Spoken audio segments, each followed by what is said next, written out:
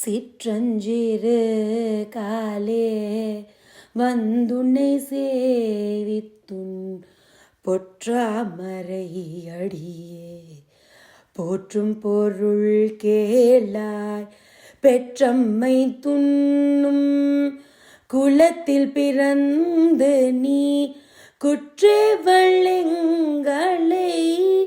கொல்லாமல் போகாது இற்றை பறை கொள்வான் அன்று காண்கோவிந்தா எற்றைக்கும் ஏழேழ் பிறவிக்கும் முந்தன்னோடு உற்றோமேயாவோம் உனக்கென மாற்றைவோம் மற்றை நம் காமங்கள் மாற்றலோரெம்ப